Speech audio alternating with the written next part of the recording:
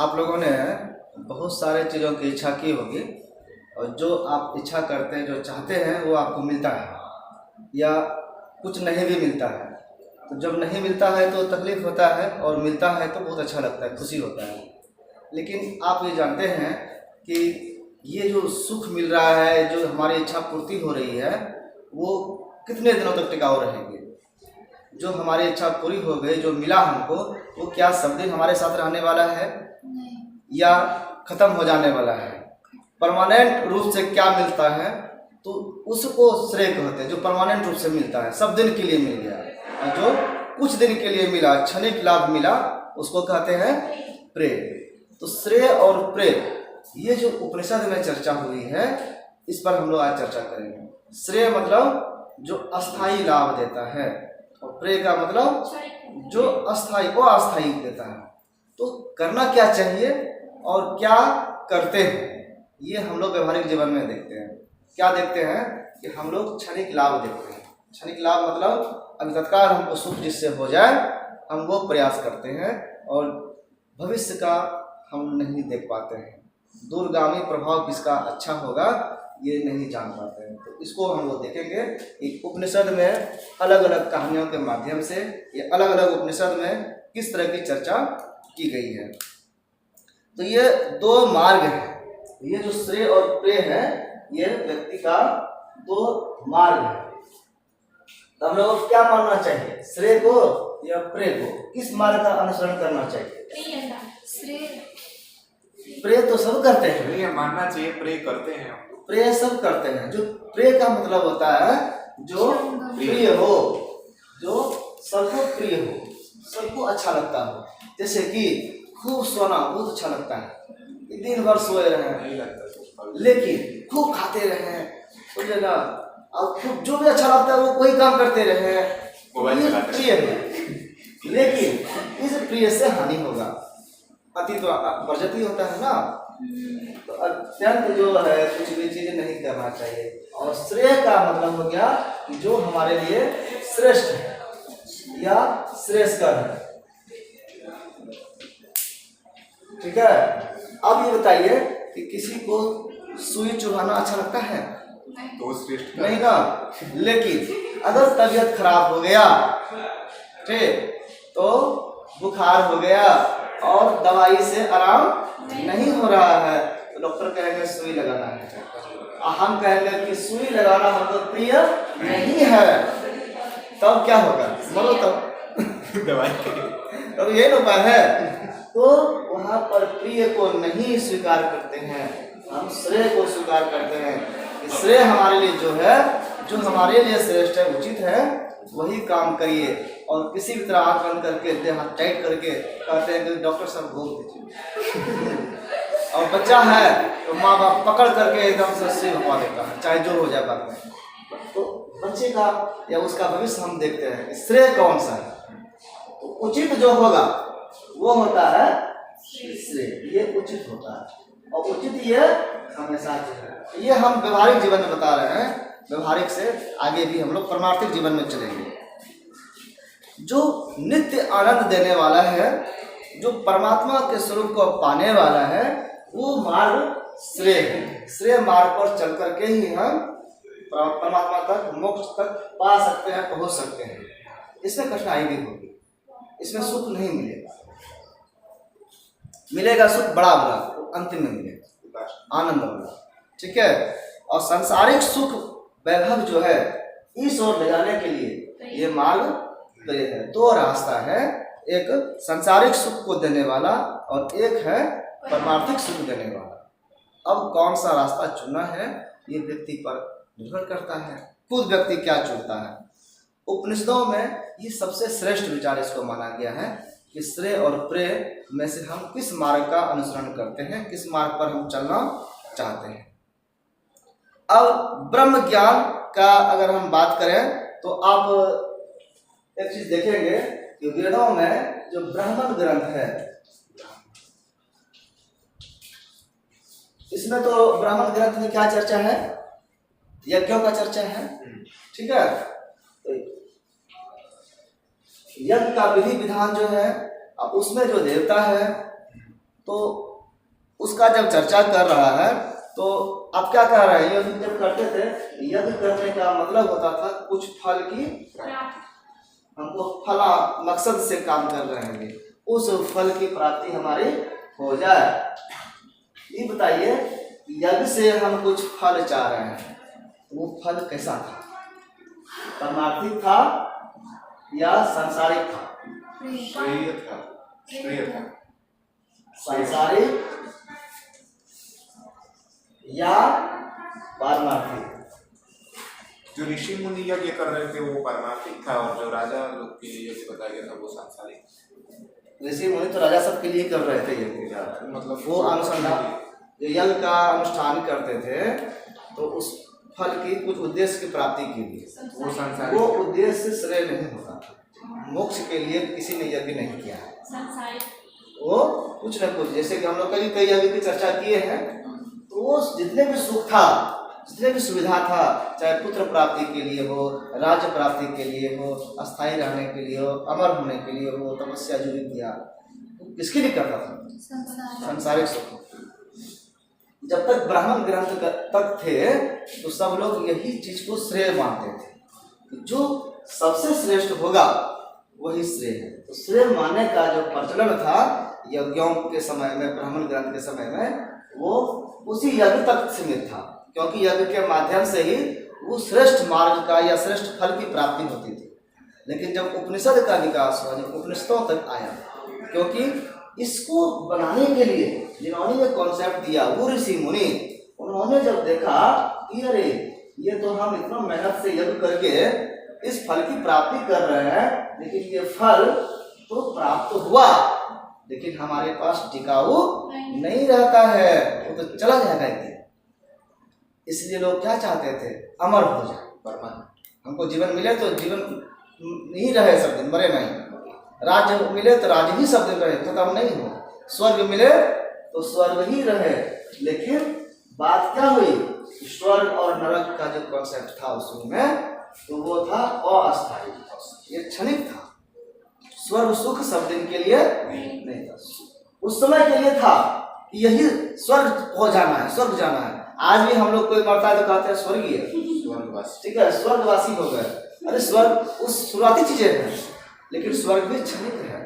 स्वर्ग में जितना दिन का पुण्य है उतना पुण्य का फल भोग लेंगे, उस फल की प्राप्ति यहाँ से जाके कर लेंगे, अब बाकी फिर आ जाएगा अपने घर।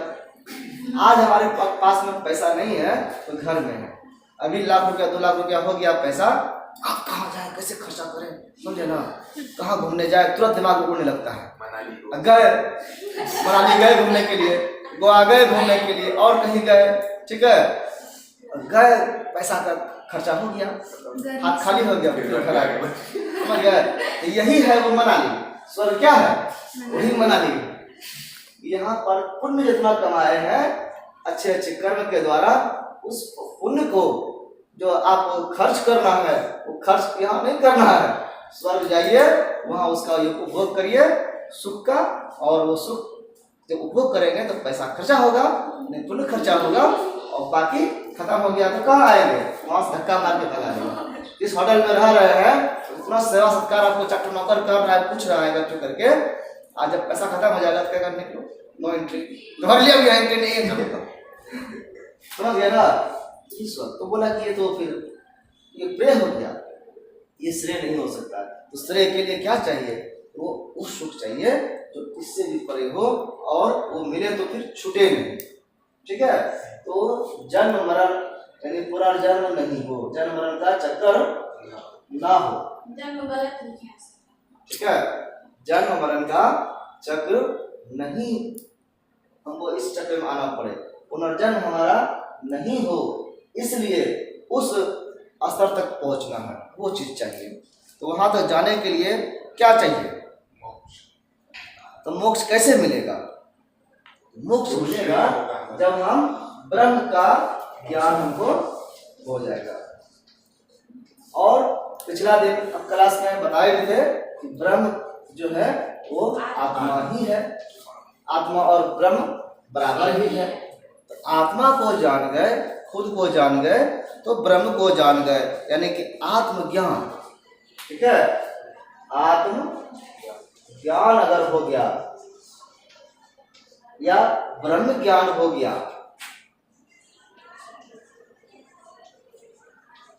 ये मोक्ष का सा मोक्ष मिल जाएगा। लेकिन यहाँ तक कैसे जाते हैं, इसके लिए तरीका है। लेकिन यहाँ जाएंगे तो सारे सुख सुविधा मिल जाएगी। क्या मिलेगा? सच्चिदानंद। क्या मिलेगा? तीन चीज है। सच्चिदानंद में क्या है? सत्य चित्त आनंद। सच्चिदानंद, इसमें तीन चीज है, सत्य चित्त आनंद। सत्य चित्त आनंद, ये जोड़ दीजिए, ये जोड़ दीजिए, ठीक है। ये वहां पर सत्य है, सत्य ही सत्य है, असत्य नहीं है, झूठ नहीं है और टिकाऊ है, ठीक है। वो चित्त स्वरूप है जो अस्थाई है और चेतन से जुड़ा हुआ है, वो परमात्मा है और वह आनंद ही आनंद है, कोई दुख नहीं, सुख का सबसे बड़ा साधन है। ये ब्रह्म का लक्षण है। उनमें वहाँ पर पहुँचते ही या उसकी जानकारी होते ही इस स्वरूप को लोग जान जाता है, इस स्वरूप को लोग प्राप्त कर लेता है, खुद भी वही बन जाता है, तो वो फिर अंतर नहीं रहता है। इसलिए श्रेष्ठता क्या होगा? उपनिषदों का कहना है कि इसको पा लेना, ब्रह्म ज्ञान को पा लेना, यानी आत्मज्ञान को पा लेना ही श्रेय है। यही प्रेम हमको से दूर कर सकता है। प्रेम से दूर करने के लिए आत्मज्ञान की जरूरत है, ब्रह्म ज्ञान की जरूरत है। अब इसकी कामना करने के लिए कैसे करेगा, कहीं कुछ इसके बारे में लिखा है क्या?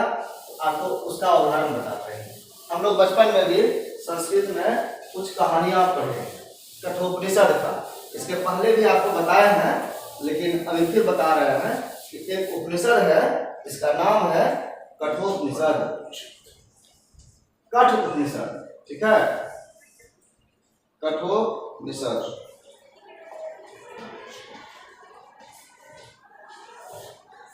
इसमें कहानी है किसका?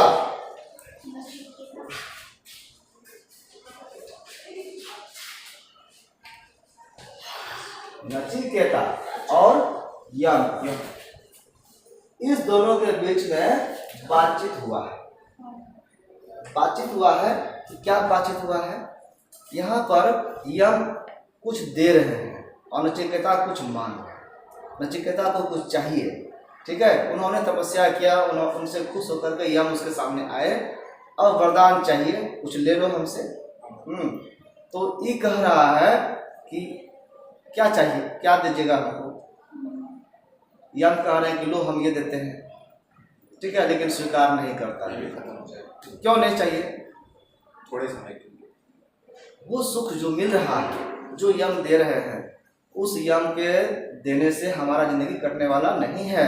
अगर कोई हमको महाराजा जो ऐसे सबसे बड़ा हो और वो कुछ हमको संपत्ति देना चाहे कि बोलो कितना संपत्ति लोगे, तो आदमी मांग लेगा बहुत सारा, लेकिन फिर सोचेगा ना कि जो थोड़ा मांग लेना चाहिए, और बाद में पछताता है तो और मांगते अच्छा रहता। एक कहानी हम लोग पढ़े थे, कितनी जमीन। अब ऐसे इच्छा बढ़ती गई, उसको बोला था कि तुमको सूर्योदय से तुम दौड़ो और जितनी जमीन तुम नाप लोगे, समझा ना, उतना जमीन तुम्हारा, लेकिन शर्त है क्या? बोला कि जहां से शुरू करोगे दौड़ना वहीं तक फिर तुमको लौटना है सूर्यास्त के पहले। अगर वहां तक तुम आ गया तो घेरा में जितना तुमने कवर किया रहेगा जमीन, वो सब तुम्हारा। अब दौड़ा तो दौड़ा जोश में खूब दौड़ा, तो दौड़ते बहुत दूर चला गया। अब दूर चला गया, सोचा थोड़ा और दूर, तो वो भी हरियाली दिख रही है, वो जंगल भी नाप लेते हैं थोड़ा सा, फिर दिख रहा है तालाब, अरे वो और अच्छा है, उसको भी नाप लेते हैं थोड़ा, जाते गया। अब दौड़ते चला गया कि और जमीन ले ले, इतना मौका कहाँ मिलेगा फिर जमीन लेने का, फ्री में जमीन मिल रहा है दाम में, तो खाली नापना ही तो है। थोड़ा और जान लगा करके दौड़ा, बहुत दूर चला गया। अब सूर्योदय ढलने लगा, अब दोपहर से नीचे आने लगा, अब लौटना भी तो था। अब इस शर्त को भुला रहा था, सोचा थोड़ा और दौड़ लेते हैं, स्पीड से दौड़ लेंगे, लेकिन थकने भी लगा और सूर्यास्त की तरफ जाते जाते लौटा भी, लेकिन जमीन जहाँ पर से शुरू किया था वहाँ तक नहीं पहुँच पाया, सूर्यास्त हो गया। गिर गया, तो उसको एक गज भी जमीन नहीं मिला। तो ये है लोभ कभी नहीं बढ़ता। तो नचिकेता को भी लोभ दे रहा था, ये ले लो, ये नहीं चाहिए, और ले लो, ये वाला ले लो। बोला ये सब कुछ चीज जो है ये तो क्षणिक है, ये सब अस्थायी है, इसके लिए एक शब्द है, क्या है?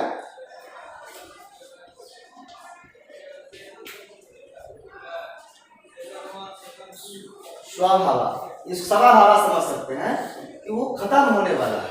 इसका मतलब हुआ कि वो कल नहीं रहेगा, अनित्य प्रकृति है, अनित्य है। जो सामान आप दे रहे हैं वो नित्य नहीं है। धन दे रहा है, संपत्ति दे रहा है, राज दे रहा है, कुछ भी दे रहा है, ये सब टिकने वाला नहीं है, दिन चला जाएगा। वो आज रहेगा, कल नहीं रहेगा। कल मतलब कुछ समय के बाद वो नहीं रहेगा। तो इसमें आप देखेंगे यम कारण प्रलोभन दे रहा है, ये भौतिक सुख ले लो। वो जानता था कि अब ये इसका क्या इच्छा है, लेकिन उसे उगलवा रहा था। तुम देखें कहाँ तक, कितना तक तुम परिपक्व हुआ है। ये क्या था, नचिकेता का क्या स्वभाव? नचिकेता का भाव इसको दे रहा था यम प्रे का लोभ दे रहा था, और नचिकेता का डिमांड क्या था? श्रेय का। अंतर समझ में आ गया। उसको इतना बुद्धि था कि हमारे लिए श्रेयस्कर क्या है, हमारे लिए टिकाऊ क्या है। और इसी कारण से जब उसको अलग अलग चीज दिया गया, उन्होंने स्वीकार नहीं किया। क्यों? क्योंकि वो सब चीजें समाप्त हो जाती है एक दिन, और फिर उसको जहाँ था वहीं रहना पड़ता। अगर मानव जीवन है तो मर करके फिर यम के पास ही जाना है। जब पूरा जन्म होता है तो मरने के बाद यम के पास जाते हैं, फिर उसका जन्म होता है। तो जब लोग ही जाना पड़ेगा तो मोक्ष कहाँ मिला? इसलिए इन्होंने सब स्वीकार नहीं किया। तो इसलिए इसमें कहा गया है कि जो ज्ञानी पुरुष होते हैं, जो बुद्धिमान पुरुष होते हैं, वो जैसे उनको कुछ मिलता है, जैसे उसको कहीं मौका मिलता है कुछ मिलने का या पाने का, तो वो उसमें तुरंत दिमाग लगाता है कि ये श्रेय है कि प्रेय है, ये श्रेयस्कर है कि प्रेय वाला है। तो प्रेय है तो उसको स्वीकार नहीं करता है, और श्रेय है तो स्वीकार करता है। ये कौन करता है? बुद्धिमान व्यक्ति, यानी कि श्रेष्ठ बुद्धिमान जो व्यक्ति होते हैं वो हमेशा श्रेय का वर्ण करते हैं, श्रेय को स्वीकार करते हैं। और जो मंद बुद्धि वाले होते हैं, जो क्षणिक सुख देखते हैं, मंद बुद्धि बोला गया, कमजोर बोला गया, क्योंकि बाद में पछताएगा। इसका मतलब होशियार नहीं है। अच्छा खराब, सोना और पत्थर, ठीक है, एक साथ एक ही कलर में पेंट करके दे दिया गया, तो लोग होशियार आदमी चिन्ह जाएगा, पहचान जाएगा कि क्या है सोना, कौन सा पत्थर, तो वो पत्थर नहीं लेगा ना। उसी तरह से ये पत्थर है और ये सोना है, अंतर समझना है। अंतर कैसे समझेगा? तो बुद्धि से समझेगा। श्रेय का फल जो होगा, इसका फल क्या होगा? श्रेय जो पालेगा, श्रेय को जो मार्ग पर चलेगा, उसका फल होगा ब्रह्म, ब्रह्म की प्राप्ति, ब्रह्म की प्राप्ति। और प्रेय का फल क्या होगा? भौतिक सुख, सांसारिक सुख। कठोपनिषद में कहा गया है कि श्रेय जो है वो अस्थाई है, अस्थाई मार्ग की ओर है। तो इसका जो चिन्ह है वो है ओंकार। ये जो ओंकार आप देखते होंगे कई जगह इसकी चर्चा है। तो ओंकार क्या है? वही है, वही ब्रह्म का प्रतीक। इस मार्ग पर चलने वाले फिर अन्य चीजों की ओर नहीं जाते हैं। जिसे जानकर साधक जो जो इच्छा करता है, जब ओंकार की ओर चले गए, ब्रह्म की ओर चले गए, फिर इच्छा ही नहीं रहती संसारी वस्तुओं की। अगर वो मिल जाती है तो उसके आगे पीछे घूमता है। ऐसे लोग कहते हैं कि जो मोक्ष की ओर चला जाता है उसको प्रलोभन देने के लिए संसारिक सुख भी आते हैं, अष्ट सिद्धि, नवनिधि, समझे ना, सब आता है। सिद्धि कितना है? और नव, ये क्या है? ये दोनों माया है। आपको सिद्ध, बहुत सिद्ध हो जाएगा।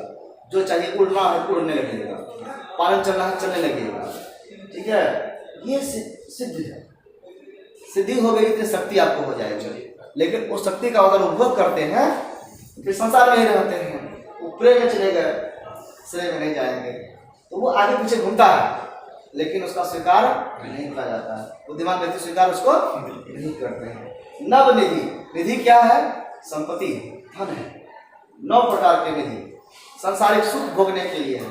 अब आप नवनिधि को अगर स्वीकार करते हैं तो फिर इसी बंधन में पड़ते हैं, फिर प्रेम में चलते हैं।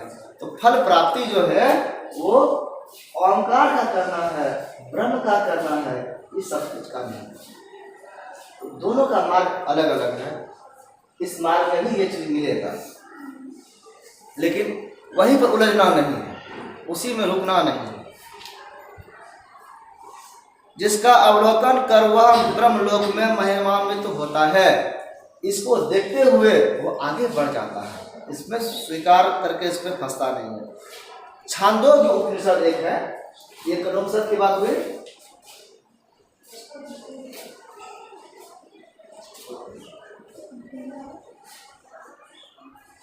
छांदोग्य उपनिषद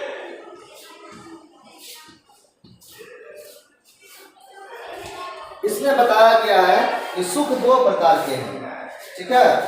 एक बताया गया है भूमा, एक बताया गया है अल्प। इसमें भूमा और अल्प, अल्प से मतलब ही दिख रहा है, अल्प का मतलब होता है कम समय के लिए, और कम समय का सुख प्रेय देता है। तो बाकी बचा भूमा, भूमा जो है उस श्रेय का सुख। ये क्या है भूमा और ये सुख है।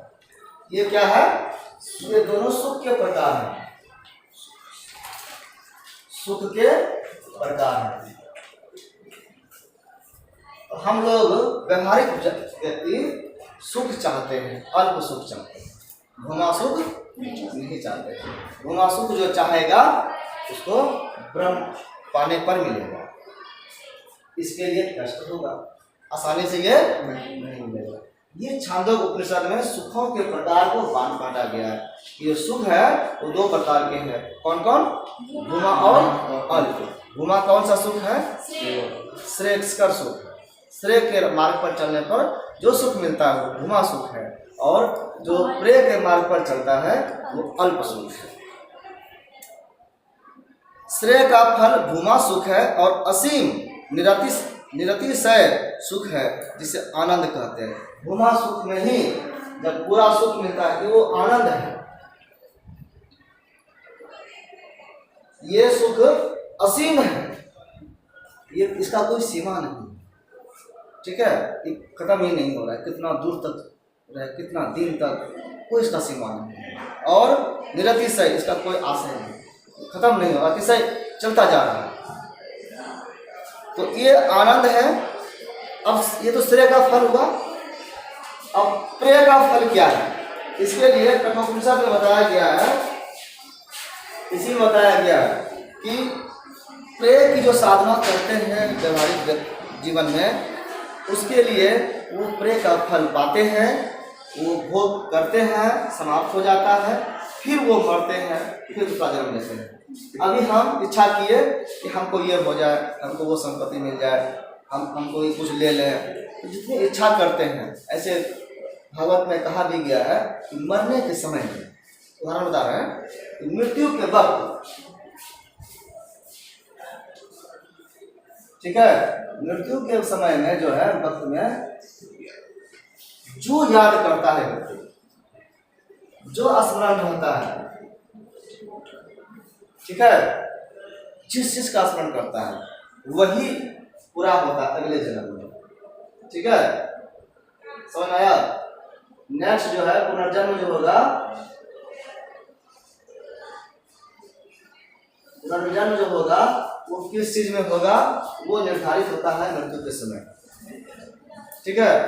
जैसे कि मरने के वक्त कोई अगर बकरी के का याद कर रहा है तो वो बकरी के बच्चे में जन्म हो जाएगा। मच्छर याद करो, जिस चीज का याद करेगा। फिर सर मच्छर भी मरेगा तो मच्छर किसको याद करेगा? तो ये व्यक्ति के लिए कहा गया है, व्यक्ति को समझ में आता है। तो मानव, इसीलिए मानव के पास है ये जो योनि को बदलने का जो शक्ति है वो मानव के पास। अन्य योनि जो है, देखिए 2 तरह का जीवन है। हम लोगों का जो है कर्म करने वाला जीवन है, ठीक है, हम लोग कर्म योगी है। समझे ना। हम लोगों का जो ये शरीर है इसमें कर्म के द्वारा सुधार सकते हैं और आप निकल भी सकते हैं, बंधन से मुक्त भी हो सकते हैं। बाकी जो योनियां हैं वो सुख भोगने के लिए भोग योनि कहते हैं, ठीक है। उसको क्या कहते हैं, वो सब भोग योनि है। भोग योनि में आपको विचार ही नहीं आएगा, आपको मोक्ष का समझ में नहीं आएगा कि मोक्ष क्या है, उसको नहीं समझ में आता है, उसको कितना सुनाइए नहीं सुनेगा, ठीक है। तो भोग योनि में सिर्फ भोगना है, लेकिन जैसे हम कर्म योनि में हम बदलना चाहते हैं, नहीं बदल पाते हैं, वो मौका निकल जाता है। इसके लिए कहा जाता है कि फिर 84 लाख योनिया में आप भटकिए, फिर जब आपको मानव जन्म मिलेगा तब आपको मौका मिलेगा। तो कितना दिन तपस्या करना पड़ा। तो इसके लिए जड़भरत का एक जो कहानी सुनाया जाता है, राजा जड़भरत का, ठीक है। भक्त थे और उन्होंने वो विरक्त हो गए थे, शॉर्ट बता देते हैं। और ऐसे ही ऋषि तपस्या कर रहे थे, जंगल में थे, और संजोग से एक बार क्या घटना घटा, एक शेर एक हिरण का शिकार करने के लिए उसके पीछे दौड़ा। और हिरण मतलब हिरनी थी, और हिरनी थी गर्भवती, प्रेग्नेंट थी। और उसका शिकार करने जब दौड़ा, वो जान बचाते हुए भागा। और भागा तो संजोग से ऋषि के जहाँ पर थे नदी किनारे पे बैठे थे, और उसी जगह हिरनी आई और छलांग लगा करके भागी जान बचाने के लिए। लेकिन छलांग तो लगाई, लेकिन उसी में उसका बच्चा पैदा हो गया, ठीक है। और वो हिरनी तो चल गई उस पार, और शेर भी गया, शेर ने हिरनी का शिकार कर लिया, ठीक है। अब क्या हुआ, ये नजर के सामने हुआ किसका, जड़भरत के, ठीक है। और जब इनके सामने घटना घटा तो इन्होंने देखा कि शिकार कर ही लिया, लेकिन इस बच्चे को क्या दोष है, बच्चा पैदा हो गया, तो उस बच्चा का आत्मय्य खत्म हो गया, तो उसको कौन पालेगा। अब ये मानवता के नाते उसको क्या किए, ये मुक्त थे व्यक्ति, ठीक है। लेकिन मानवता के नाते ये भागवत कथा में सुनाया जाता है, ठीक है, 9वां स्कंद में है। उस बच्चे को उठा लेता है, अपने आश्रम में ले आता है, उसका पालन पोषण करता है, उसको दूध पिलाता है, खिलाता है, जैसे भी है उसको बड़ा करता है, तो उससे उसको प्रेम हो जाता है और लगा हो गया। अब उसका उम्र तो छोटा है, इसका उम्र ज़्यादा है, बड़ा। उस उम्र में हुआ कि वो हिरण जो है संभवतः गायब चला गया जंगल में, या मर गया, कुछ हुआ, ठीक है, ये जो याद नहीं है, बहुत दिन हो गया पड़ा हुआ। तो वो हिरण इनसे बिछड़ जाता है, इतना समझ लीजिए। और बिछड़ने के कारण इनको अब टेंशन हो गया, बेचारा हिरण कहाँ गया। मान लीजिए हिरण चला ही गया, अपने ग्रुप में चला गया, जंगल में खो गया, अपने हिरणों के झुंड में चला गया। अब इसने पाला पोसा था, इसके मन में लगा हो गया था। अब लगा हो गया तो अब उसके कारण इनके मन में चिंता रहने लगी, और सोचने लगा कि हिरण कैसा होगा, खाया होगा कि नहीं खाया होगा, समझ गए, कोई शिकार तो नहीं कर लिया। और इस कारण से इनका चिंता में इनका तबीयत खराब हो गया, और ये मरणासन हो गए। और मरणासन हो गए कि मर ही गए। अब मर जब गए तो इनके याद में जो तपस्वी थे, जो ईश्वर की आराधना करते थे हमेशा, अब मरने के समय किसका याद किए, हिरण का। इनकी जन्म जो है हिरण में हो गया, ठीक है। लेकिन इस तपस्या के प्रभाव से उसको याद रहा कि हम हिरण हैं आज अभी, लेकिन हम पहले क्या थे, और इसलिए उसने ज़्यादातर उस सुख का उपयोग नहीं किया, घास चरा नहीं, ज़्यादातर किसी तरह जीवन काटा आपने, ठीक है। और बाद में फिर वो जड़भरत बने थे, ठीक है। तो उसके पहले का योनि का जीवन का कहानी है। तो वो दोबारा मतलब कि नहीं, शायद कुछ और नाम से जन्म हुआ था, फिर जब मानव जन्म मिला तब उनको फिर मुक्ति मिला।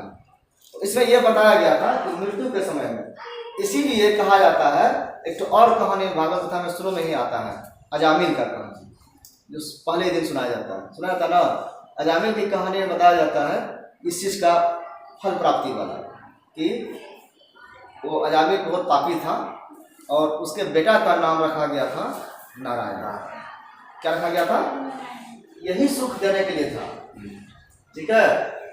क्यों, क्योंकि मृत्यु के वक्त नारायण का नाम पुकारना है।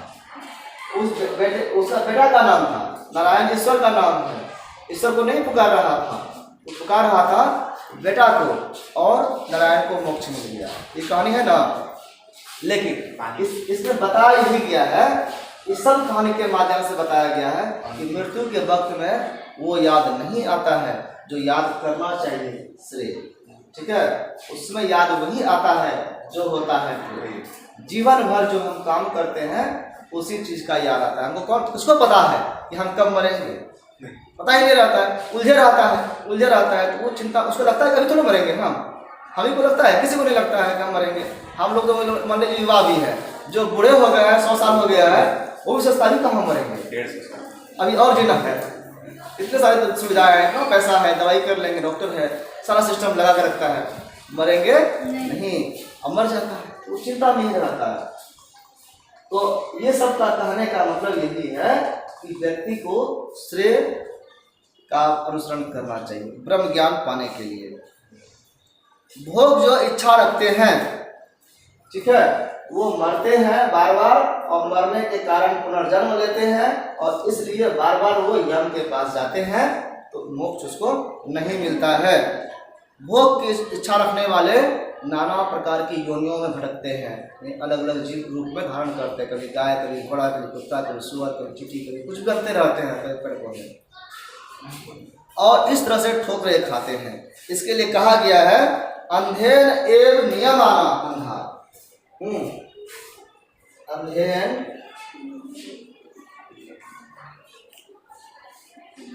एव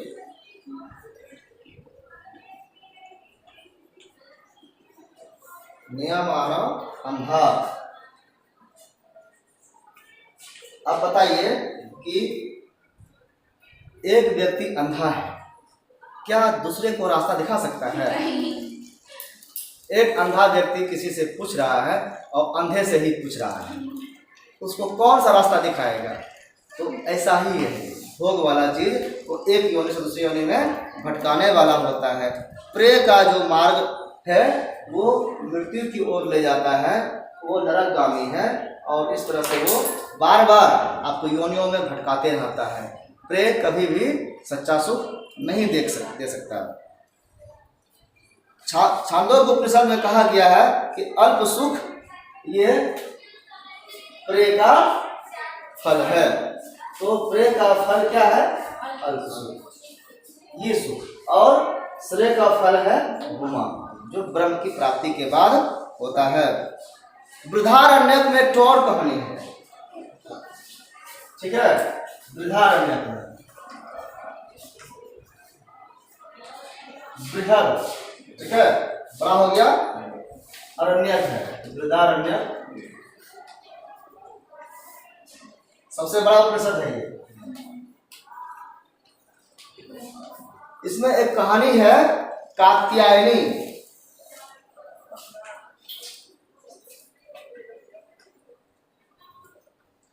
और याज्ञवल्क्य की।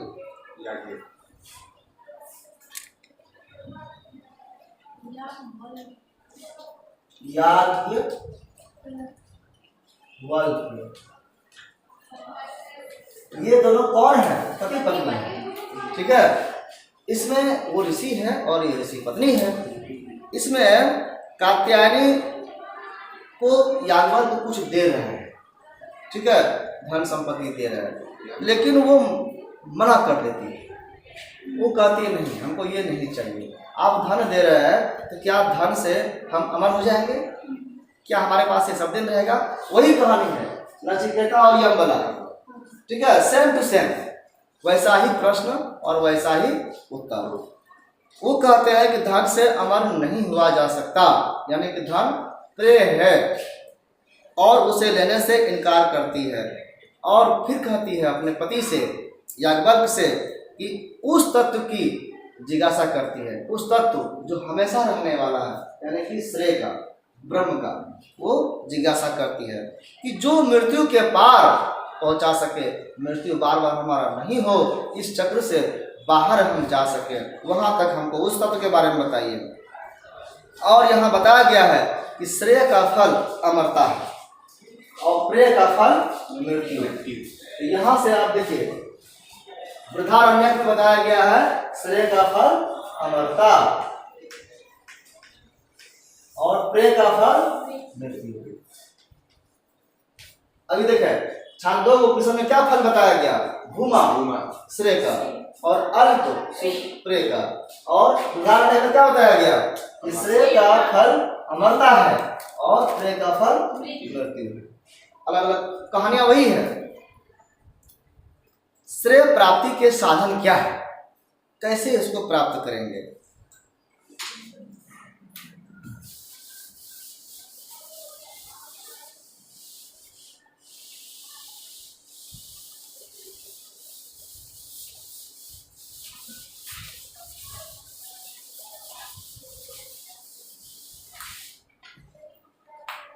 कठोपनिषद में बताया गया है कि श्रेय का फल, इसमें भी बताया गया कठोपनिषद में भी।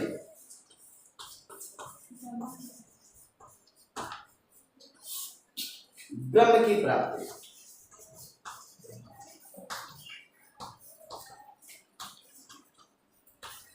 ठीक है, लेकिन ये कैसे प्राप्त होगा?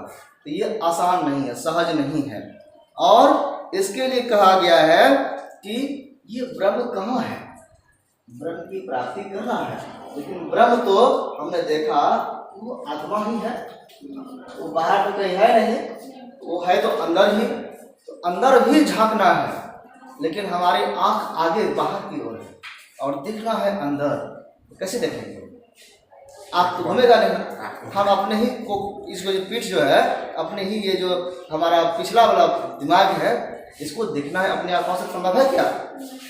इसके लिए एक युक्ति लगाना पड़ेगा। अगर देखना है यहाँ पर, इसके लिए कोई साधन जुटाना पड़ेगा। वो साधन क्या होगा? शीशा से देखना है, कुछ और करके कैमरा से देखना है, ये सब में करना पड़ेगा। CCTV लगा दिए, पीछे लगा दिए, उसके बाद स्क्रीन पर देख रहे हैं, ये सब करना पड़ेगा। ऐसे ही है कि ब्रह्म की प्राप्ति कैसे होगा?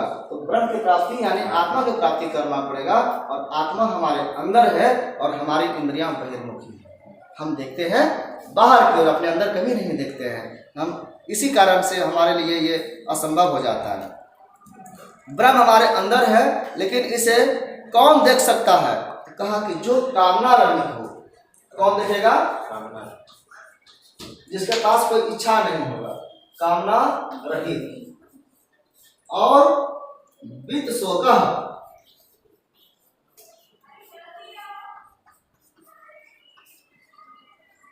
अर्थात शोक से भी रहित, शोक से रहित। अब देखिए, बीत मतलब बिता हुआ, जो शोक को बिता हुआ समझे, यानी पिछली बातों को पकड़ के नहीं बैठा रहे, नहीं तो फिर अब उसी में रहेंगे। छोड़ना है, हर चीज को छोड़ना। पकड़ेंगे तो बंधन में पड़ेंगे, माया में फंसे रहेंगे। पकड़ना नहीं है, छोड़ते जाना है। पकड़ने के कारण ही बंधन में है, रस्सी को छोड़ना है। कोई भी कामना नहीं होनी चाहिए, इच्छा नहीं होना चाहिए, इच्छा को छोड़ दीजिए।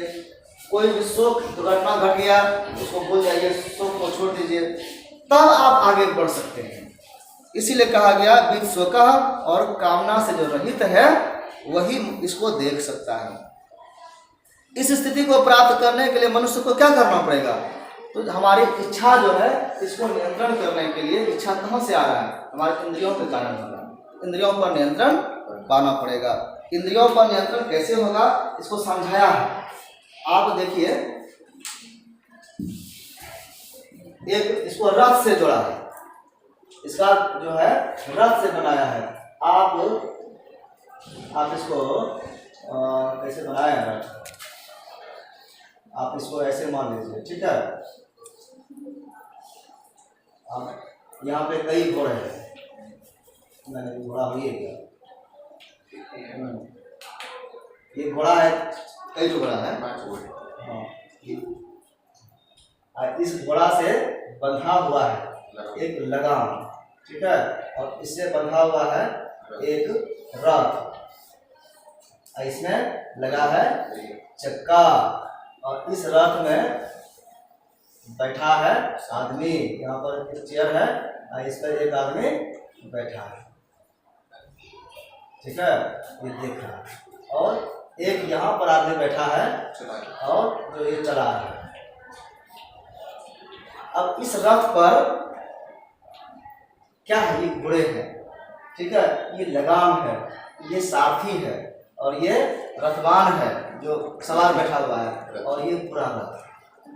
अब इसका इस शरीर से तुलना करना है। इस शरीर में क्या बताया गया है? शरीर है रथ, उसमें स्वयं को बैठा जाने वाला स्वामी। ये जो है ये मैं स्वयं हूं।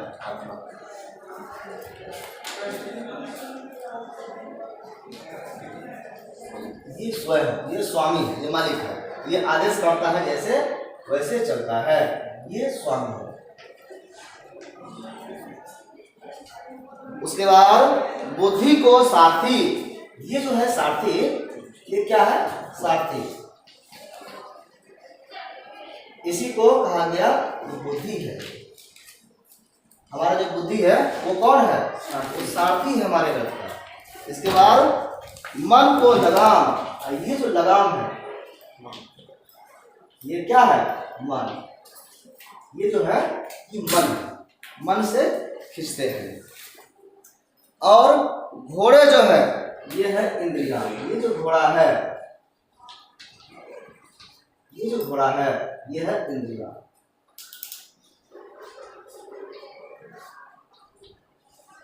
दस इंद्रियां है और इसके साथ जुड़ा हुआ मन है। मन से कंट्रोल हो रहा है। 5 ज्ञानेंद्रिय, 5 कर्मेंद्रिय, 10 हो गए। भुला जाते हैं, बार बार बताते हैं। अब इसको जो है कौन लेके भाग रहा है? ये घोड़ा भाग रहा है। किधर? जिधर मन लेके, इधर विषय है, ठीक है, विषय की ओर ये भाग रहा है। घोड़ा किधर जाता है? जिधर घास दिखेगा उधर जाएगा, ठीक है। जो व्यक्ति विवेक रूपी सारथी के हाथ मन की लगाम थमाता है। अब यहाँ पर सारथी जो है ये बुद्धि, विवेक, ये सारथी को विवेक कहा गया है ना, बुद्धि कहा गया। बुद्धि ही विवेक है। बुद्धि में हाई लेवल का बुद्धि। अब कह रहा है कि बुद्धि जो है इसको आप लगा रहे हैं, लेकिन बुद्धि में अगर अच्छा खराब अगर समझ रहे हैं तो विवेक शक्ति हो गया, ठीक है। जब अच्छे को स्वीकार करना है और बुरे को स्वीकार नहीं करना है तो विवेक हुआ। और बुद्धि का मतलब खाली विवेक नहीं, दोनों अलग अलग है। मंद बुद्धि भी हो सकता है, तो बुद्धि कमजोर भी हो सकता है, और बुद्धि सुबुद्धि और कुबुद्धि भी हो सकता है, ठीक है। दुर्बुद्धि भी हो सकता है, किसी को लाभ पहुंचाना किसी को नुकसान पहुंचाना भी बुद्धि हो सकता है। बम बना करके किसी पर फोड़ दिए, समझ गए, वो भी बुद्धि का कमाल है। तो विवेक शक्ति का इस्तेमाल करना है। जब हम सारथी को हाथ में मन का जो लगाम है इस सारथी के पास है, और यहाँ पर अगर विवेक रहेगा तो ये देखेगा कि घोड़ा किधर जा रहा है और घोड़ा को रोकेगा, खींचेगा। अगर बुरे तरफ जा रहा है और अच्छे तरफ जा रहा है तो छूट देगा, दौड़, ठीक है। तो ये काम सारथी का है, ये बुद्धि से होता है, मन के लगाम से कंट्रोल करता है। यहाँ पे ये बता रहे हैं कि जो व्यक्ति विवेक रूपी सारथी के हाथों मन की लगाम थमा देता है उसकी इंद्रियां बस में रहती है। तब ये इंद्रियां, ये घोड़े, जो घोड़ा है इंद्रिय रूपी, वो बस में रहता है। और खाली बुद्धि के रूप में रखेगा, खाली खुला छूट दे देगा, तब वो बस में नहीं रहेगा। अन्यथा उसे दुष्ट घोड़ों की बाती विपत्ति के मार्ग पर ले जाएगी। और लगाम अगर टाइट नहीं करेगा तो घोड़े दौड़ेंगे और हो सकता है नदी में कूद जाए, हो सकता है खाई में कूद जाए। तो ये तो जाएगा ही, साथ में इसको भी ले जाएगा, समझ गए। तो नुकसान किसका होगा? स्वामी का। यही बता रहे हैं। इसके अतिरिक्त यही कह रहे हैं कि विपत्ति के मार्ग पर चल जाएगा, कष्ट होगा। और परमात्मा का निरंतर प्रेम पूर्वक चिंतन भी एक साधन है। अब देखिए क्या साधन हुआ यहाँ पर, क्या पता है? एक नंबर क्या था? कामना रहित, कामना रहित जो हो, वित्त रहित जो हो, वो तो हो गया। लेकिन शर्त जो बताया था वो इंद्रिय नियंत्रण। ये कैसे होगा? विवेक, ये था इंद्रिय नियंत्रण के द्वारा। इंद्रिय नियंत्रण कैसे होगा? तो विवेक के द्वारा, ठीक है। तो पहला उपाय है इंद्रिय नियंत्रण और दूसरा उपाय है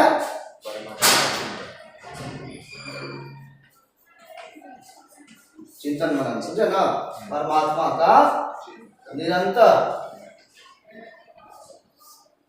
प्रेम पूर्वक इन्हें जबरदस्ती अपनी इच्छा से प्रेम पूर्वक चिंतन, ये दो मार्ग बताया है। इसके माध्यम से इसीलिए सत्संग भजन या कीर्तन करते हैं लोग, ताकि वो निरंतरता बनी रहे, याद हमेशा रहे, हमको श्रेय मार्ग पर चलना चाहिए। ये दोनों आसान नहीं है, न इंद्रियों को हम बस में कर पाते हैं, न निरंतर हम साधना कर पाते हैं। दोनों साधन फेल कर गया तो श्रेय कभी नहीं मिलने वाला है। ये श्रेय प्राप्ति के मार्ग है, ये तो सब चलता है, इसलिए इसकी चर्चा नहीं कर रहा है। इस पर चल ही रहा है, लोग बंधन में पड़ ही रहा है, चल रहा है। इसकी चर्चा इसलिए कि ये श्रेय है और इस पर कठिन है, इसकी चर्चा इसलिए बार बार कर रहा है। इसके लिए कहा गया कि कठिनाई क्या है। नियंत्रण करना जो है ये सहज नहीं है इंद्रियों पर। यह उस तरह से है कि जैसे तलवार की धार पर चलते हैं। ये इंद्रिय नियंत्रण कैसा है?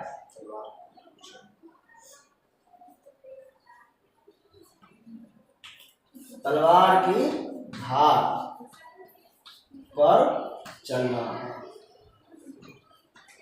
आप तलवार देखे होंगे कि तलवार जो है कैसा होता है? आप देखिए,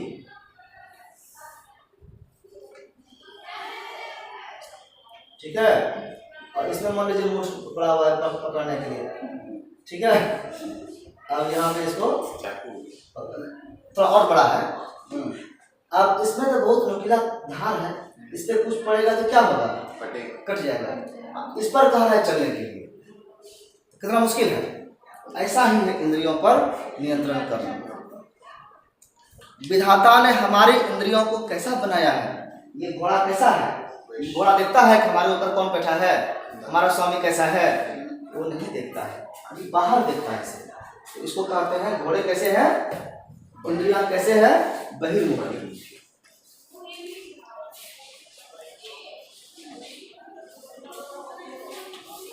बहिर्मुखी है, इसलिए अंदर में जो अंतरात्मा आत्मा बैठा है, ठीक है, इसको वो नहीं देख सकता है।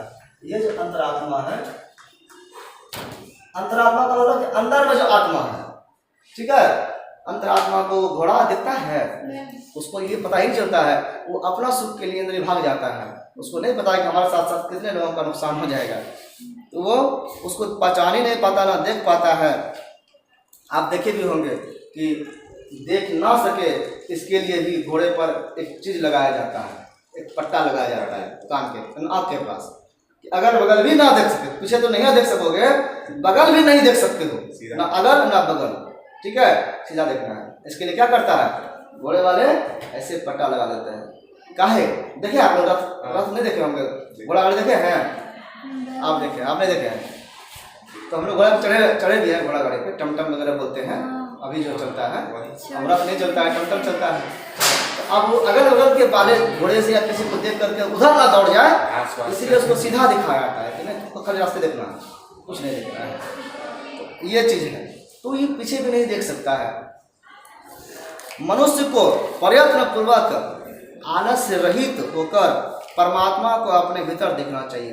अब मनुष्य इंद्रियों को पीछे की ओर मोड़ेगा, अंदर की ओर, बहुत कठिनाई है, तो आलस से त्यागना पड़ेगा, प्रयास करना पड़ेगा और उस परमात्मा को, आत्मा को देखना पड़ेगा, खुद को समझना पड़ेगा। जो व्यक्ति ऐसा कर लेता है, जैसे अपने आप को पहचान लेता है आत्मा को, तो फिर उसको सब जगह आत्मा ही दिखने लगता है। अपने को ब्रह्म जान जाता है तो फिर हर जगह ब्रह्म ही है। सभी जब ब्रह्म ही है, सभी एक ही चीज है, तो फिर किसी से नफरत, किसी से घृणा कैसे होगा?